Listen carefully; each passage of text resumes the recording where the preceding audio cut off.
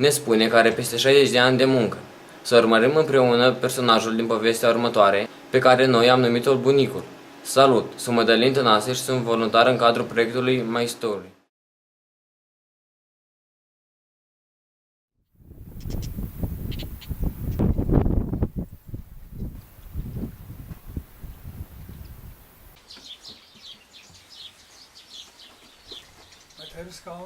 Nu, îi da jos. 30. În 1930. Și cum vă numiți? Numele mic e Lascar. Lascăr. V-ați născut unde? În satul Căzănești, Așa, Comuna Neagăș așa. și județul Săracu, Vaslui. Și, Tot așa. și câți frați aveați în familie? Puteți? Cât? Suntem 4. 4 2 frați. surori și 2 frați. Da, da. Din care eu mai supraviețuiesc. Am o parte de muncă de când m-am căsătorit, de când m-am născut și până în prezent. Am 60 și ceva de ani de muncă și acum muncesc. Munceam pământ atunci.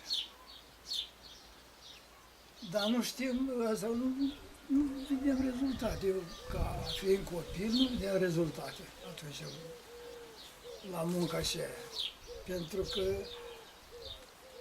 nu avem haine, fără să văd un costum de haine, să gospodărie sau din calțat, era câte un cărcoale să făcea.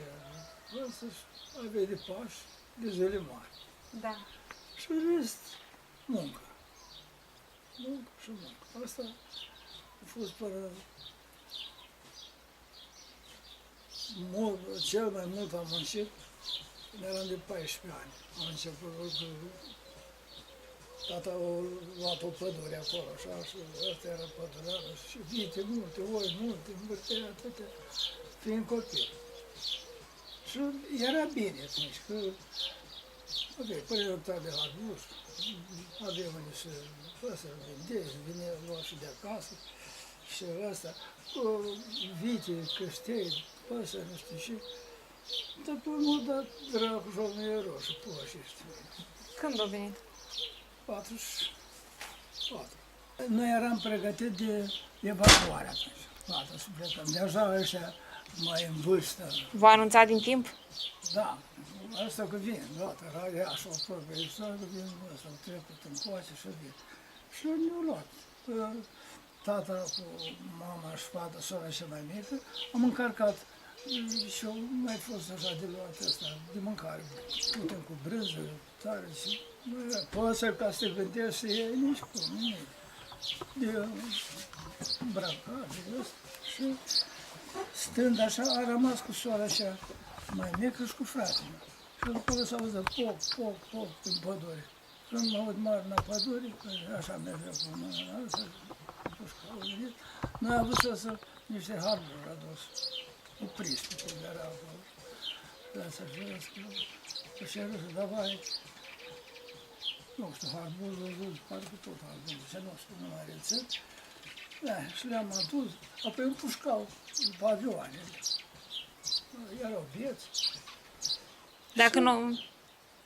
Dar noi am scăpat, nu ne-a făcut nimeni. Pe urmă urmat, alte Asta vreau să vă întreb. Când a venit prima dată, cum s-a purtat cu lumea din sat?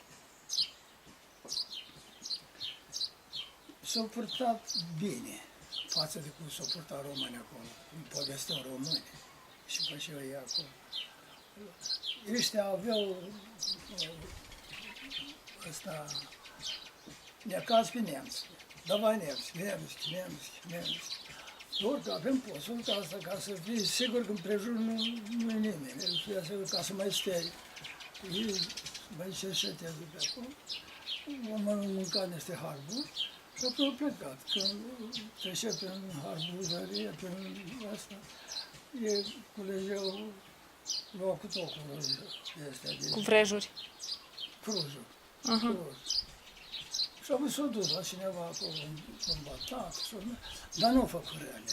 Nu au făcut cum au făcut români. Vinea și-ți lua. Cât era la pădure, venea animalul să pușcă. Aici când am cu oile, căutau gras. Ăsta venea și o lua și pleca. Da. Dar nu a făcut rele. Cu nemți avea și ele.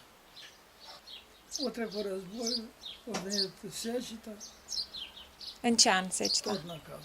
46. 46. Năcaz mare, nu așa. Câți ani aveați atunci? În 46? 16 ani. 16 ani, da. Și am mers, am trecut și pe Și cum v-ați descurcat la secetă? pe aici, Aveau părinții ce-ți vă dea de perioada mâncare? Asta, cum să spun, Moldova asta a fost însășetată. Și noi ne-am deplasat în jos. Și atunci au venit, Ați plecat de aici? am plecat după mâncare. hrană, adică hrană, după ăsta, porumb, grâu și Da. astea. Și când ne-am dus acolo, așa de acolo, era în Gheorghe, de țara. Chiar se trăia acolo. Și bucuria noastră. Odată dracu și-a venit stabilizare. Nu mai avem nicio valoare milioanele astea care le avem noi. Nimic. De schimba 10 milioane și nimic atât. Vrem să sunt cavai de noi. Am venit așa, cum am putut. Pe tren ne predai. În timp ce erați plecat după mâncare, au fost stabilizare. Grâu ăsta cu tare. Așa.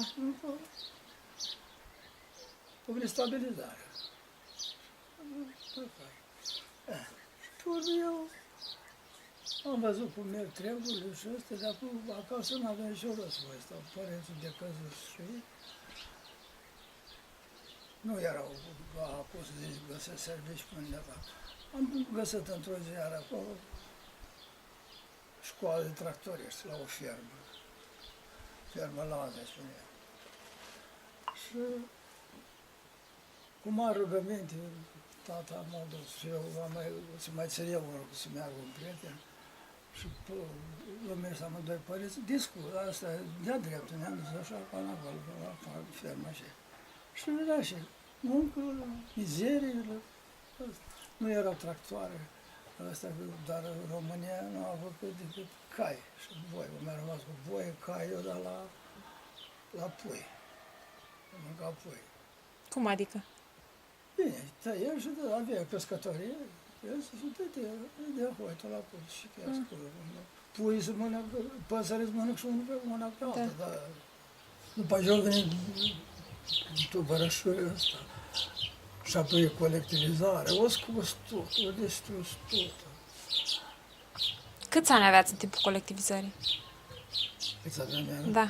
Erați însurat, nu? De acum. Da, eram însurat, nevasta plângea că nevasta a fost proiectoreasă și aveam 2 hectare de pământ și ea lucra pământul și cu asta, cu fetele, cu fineile, cu asta, făcea una, alta, eu cu hărburile mele și am spus, hai, colectivizarea pământ.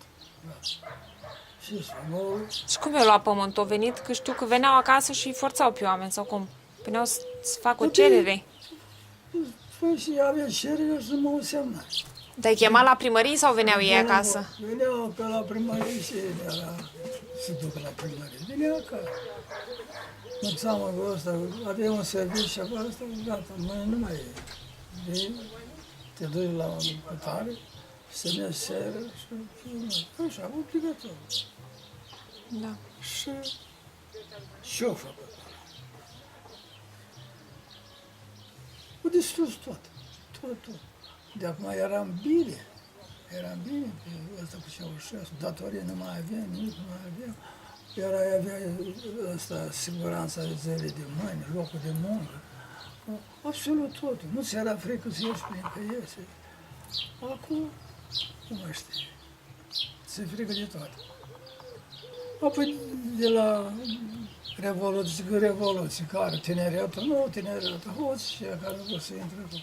Deci nu tineretul, s-o băga și ei, ca să moară acolo. Da, și au tineretul, doamne.